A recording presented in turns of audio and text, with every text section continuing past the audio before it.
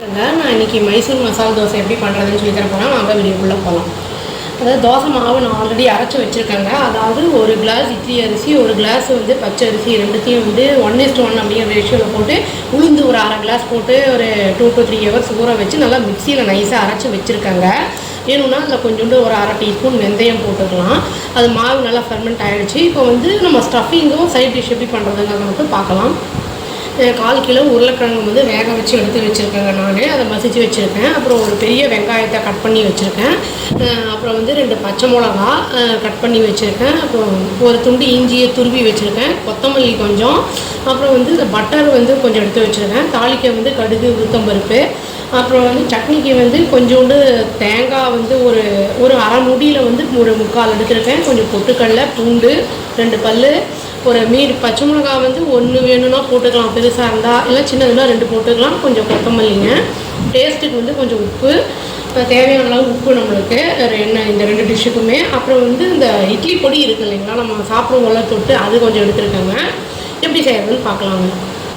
இப்போது நம்ம வந்து ஃபஸ்ட்டு சட்னிக்கு வந்து அரைச்சிடலாங்க. இதில் வந்து வதக்கணும்னு ஒன்றும் அவசியம் இல்லை இதில். அதனால் வந்து இந்த பொட்டுக்கடலை, பூண்டு, பச்சை மிளகா, கொத்தமல்லி, அப்புறம் இந்த தேங்காய் எல்லாத்தையும் வந்து பச்சை மிளகாய் எல்லாத்தையும் போட்டு நல்லா அரைச்சி கடுகு, உளுத்தம்பருப்பு போட்டு தாளிச்சிடலாங்க. இப்போ சட்னி ரெடி ஆகிடுச்சுங்க. தாளிச்சும் போட்டாச்சு. இப்போ அடுத்து உருளைக்கிழங்குக்கு வந்து ரெடி பண்ணிக்கலாம். ஒரு கடாயை ஆன் பண்ணி எண்ணெய் ஊற்றி தாளித்து வெங்காயம்லாம் வதக்கிடலாம். கொத்தமல்லி வந்து நம்ம குழந்தைங்களாம் அப்படியே கொடுத்தாலாம் சாப்பிட மாட்டாங்க. இல்லைன்னா சாம்பாரில் ரசத்தெல்லாம் போட்டால் தூக்கி போட்டுருவாங்க. சட்னியில் அரைச்சிட்டோன்னா ரொம்ப நல்லாயிருக்கும் டேஸ்ட்டு. இப்போ கடாயை ஆன் பண்ணிவிட்டு எண்ணெய் ஊற்றிட்டேங்க. லேசாக சூடாகட்டும். இப்போ எண்ணெய் காஞ்சிருச்சுங்க. இப்போ கடுகு, உளுத்தம்பருப்பு, பச்சை மிளகாய், இஞ்சி எல்லாத்தையும் போட்டு தாளிச்சிடலாம்.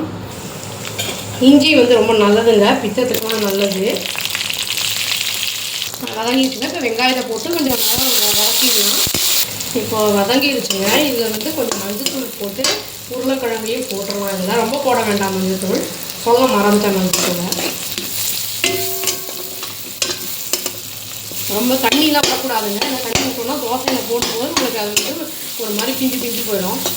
இப்போ ஆயிடுச்சுங்க. லைட்டாக கடைசியில் கொத்தமல்லி தூவி ஆஃப் பண்ணிடலாம் அடுப்பை. தக்காளி வேணும்னா போட்டுக்கலாம், நான் போடலை. உப்பு போட்டேன். கல் நல்லா ஆன் பண்ணி எண்ணெய் கொஞ்சம் நல்லா ஊற்றி ஸ்ப்ரெட் பண்ணி விட்ருக்கேங்க. தோசைக்கல், சப்பாத்தி கல் இருந்து தனித்தனியாக வச்சுக்கணும். இது வந்து காஞ்சிருச்சுன்னா தண்ணி போட்டோன்னா ஒரு சவுண்டு வரும். அப்புறம் அதை நம்ம தோசையை ஊற்ற ஆரம்பிச்சிடலாம். மாவு இப்போ பாருங்கள், தண்ணி ஊற்றினா சவுண்டு வருது. இப்போ மாவு போட்டு நல்லா ஸ்ப்ரெட் பண்ணிடலாம். எவ்வளோ திக்னஸ் வேணுமோ அதுக்கு ஏற்ற மாதிரி நம்ம போட்டுக்கலாங்க. இது வந்து நம்ம கரண்டி வந்து அடியில் ஃப்ளாட்டாக இருக்கணும். அப்போ தான் வந்து நம்மளுக்கு நல்லா தேய்க்க வரும். அப்புறம் வந்து கொஞ்சம் நல்லா வெந்ததுக்கப்புறம் எடுத்தால் தான் திருப்ப வருங்க. இல்லைன்னா சரியாக திருப்ப வராது. அதே மாதிரி உளுத்தம்பருப்பு வந்து கரெக்டான அரிசியும் உளுத்தம்பருப்பும் கரெக்டான ரேஷியோவில் போடலைன்னா சரியாக வராது தோசை. நம்மளுக்கு குழந்தைங்களுக்குன்னா பட்டர் போடலாம். நம்மளுக்குன்னா வந்து எண்ணெய் ஊற்றிக்கலாம். அப்புறம் வந்து நம்ம இந்த சில்லி பவுடர் போடுவாங்கங்க. இந்த கர்நாடகா சட்னி பவுடர் போட்டு இப்போ இந்த உருளைக்கிழங்கை இதில் வச்சு ரொம்ப கெட்டியாக தான் இருக்குது பாருங்கள். இப்போ தான் அதை மூடிடலாங்க. அவ்வளோதாங்க, கர்நாடகா ஸ்டைல் மைசூர் மசாலா தோசை ரெடி ஆகிடுச்சு. இது வந்து சாம்பார் நான் மத்தியானம் வச்சதே வச்சுக்கிட்டேன். இது வந்து ரொம்ப நல்லாயிருக்கும். ட்ரை பண்ணி பார்த்துட்டு எப்படி இருக்குன்னு சொல்லுங்கள். ரொம்ப ஈஸியான டிஷ்ஷு தான். அவ்வளோதான். Thank you. Please do like, share and subscribe our channel and click the all option and tap the bell icon. Thank you.